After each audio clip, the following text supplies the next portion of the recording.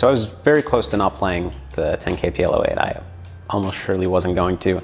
I have been playing a cash game that was going to run through the weekend, but the first day I took a big loss, around 350,000, and wasn't taking it great. The next day I had a haircut scheduled at 1, was planning on going to play after. And on my way there, I just thought, well, there is this 10K PLO8, late registration ends at 2. I don't think I can make it in time, but it would be nice to take a little break from cash and relax a little bit. So didn't care much either way. I just felt, time would decide for me. As it turned out, haircut got done quickly. I drove quickly and made it in time, and there I was. PLO8 works just like PLO, except for the fact that it's a split pot game. You use 2 of your whole cards with 3 of the board cards to make your hand, but in PLO8 you're actually making 2 different hands. Half the pot's awarded to the best high hand, just like a high hand in PLO, and the other half is awarded to the best low hand. For example, on a board of Ace 10, 7, 6, 5, if you held 9, 8, deuce, 3, for the high, you'd have the nut straight, 6, 7, 8, 9, 10. And for the low, you'd have the nut low, Ace, deuce, 3, 5, 6. It's called PLO8 because you need your low to be an 8 or better to qualify. And if there's no qualifying low, the entire pot goes to the high hand. So there are these boards, for example, Queen, Jack, 10, 5, deuce, where it's impossible to make a low because you need to use 2 of your whole cards from your hand with 3 of the board cards, and there are only 2 board cards that are qualifying for a low. In Limit 08, it's important to play hands that can scoop.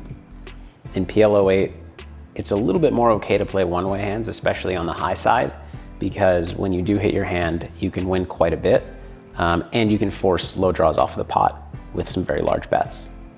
My PLO8 experience, I've actually played quite a bit of it over these last few years, but it's all 100 big blinds or deeper.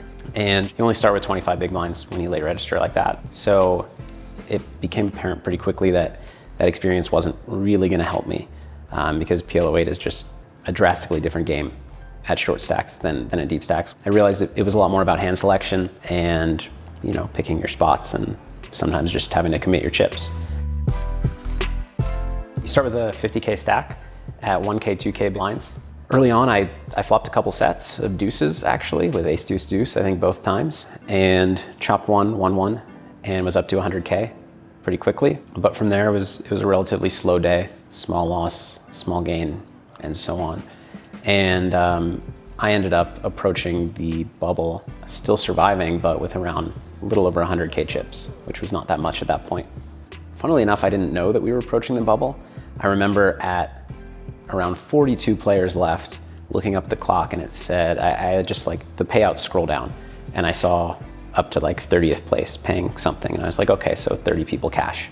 But I'm way too far from the money with my stack to consider playing any differently. I'm just gonna try to run my stack up. Won a couple pots, was up to around 200K, and then with 38 left, somebody at my table says, they really should go hand for hand at this point.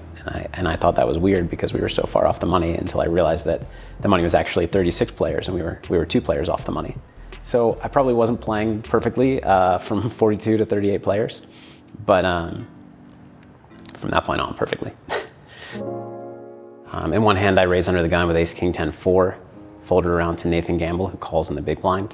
I hadn't played with him much before this tournament, but he was playing very well from what I'd seen so far.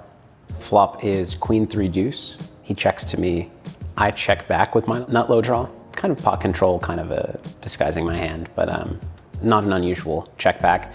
I'm gonna have a lot of ace, deuce combos in this spot, which are really weak. And so I need to protect my check back range with some slightly stronger hands.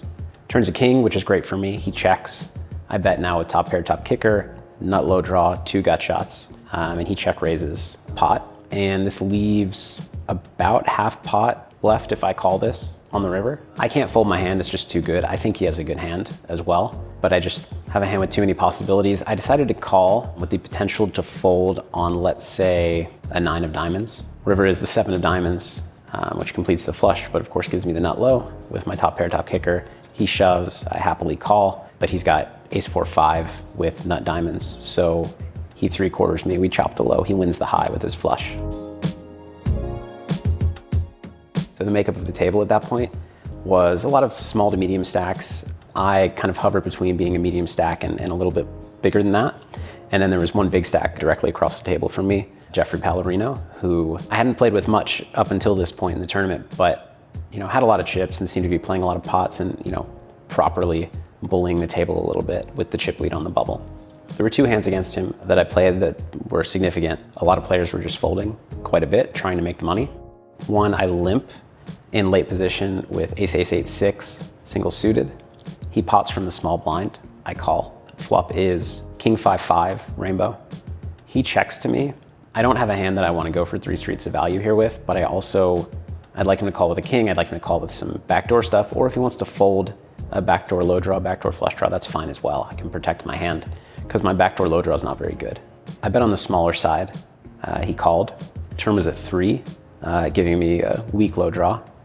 I don't think I have a ton of fold equity here, and I do slightly fear the check raise, so I decide to pot control and check back after he checks. I river the ace for ace is full, and he bets 100,000, and I only have about 77 behind at that point, but I have a very easy shove. Anyways, he bets 100,000, I shove for 177,000. Obviously, I can get value against full houses or trips, but there's also a nice side effect where if he has some kind of, ace 7-4 with pair and a low that's better than my 8-6 low, I can make him fold, him thinking I have deuce 4.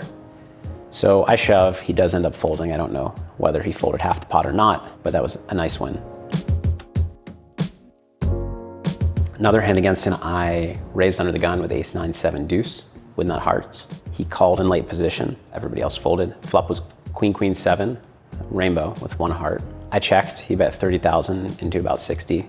I called with 2 pair, nut kicker, backdoor stuff going on. Turn was great for me, it was 6 of hearts, bringing 2 hearts. I check, he bet 60K. I call once again. At this point, that call's pretty standard. The flop is questionable. River is the 9 of hearts, giving me the flush, completing no low. Of course, the full house is possible, but I block 2 of the cards needed for a full house. So I check, he bets 135,000. And at this point, I have another 150 or so behind, and I could shove to go for value, but being on the bubble, I just don't think he's gonna expect me to bluff in this way. And so while I very, very likely have the best hand, I don't think it's worth the risk of, the small chance I run into a better hand and bust the tournament compared to, the upside of the small chance of him having a queen or having a smaller flush, thinking that I'm bluffing for my tournament life on the bubble and making the call with worse. So I just call, and he taps the table, letting me know that I had the best hand. And I scoop a nice pot there. So after those 2 pots, I was the chip leader at the table and was pretty excited to push the table around on the bubble, pick up some blinds, but unfortunately the bubble burst right after then, and we were in the money. Then another pot, so 5-way limp pot. I limp from the small blind with 9-3-3 deuce, and flop is 10-6-6. I'm done with the hand, but it gets checked around, and the turn is at 3, giving me 3s full. There's a low draw out there, and I would like to protect my hand from the low, and of course get some value from a 6 or some value from low draw. I bet 55,000. Player to my left shoves for 165, which I'm just gonna shrug and call. But then Nathan from the button cold calls. And this is a really weird spot because there's no way Nathan, in my opinion, from what I'd seen so far, is calling there without a 6. Probably 6 and a low draw or full house. The player shoving almost certainly has a 6 as well. He could have a huge combo draw, but when I lead into that many players on a paired board, I think it's pretty crazy to shove with just a combo draw there. And I need to fade both of them having a 10 or a 3. I block 2 with the 3s, and I decide that just getting these tremendous pot odds, calling this, 110, and then shutting it down on the river was the way to go, and that's what I did. In hindsight, I kind of regret it because if Nathan has, let's say, a 6 with ace deuce or ace 4, and he rivers a low, and I check, he's probably gonna shove, and then I potentially fold half the pot in a really big pot. So I think my decision should have been to shove or fold. I think I picked the worst option of the 3 and called, but so be it.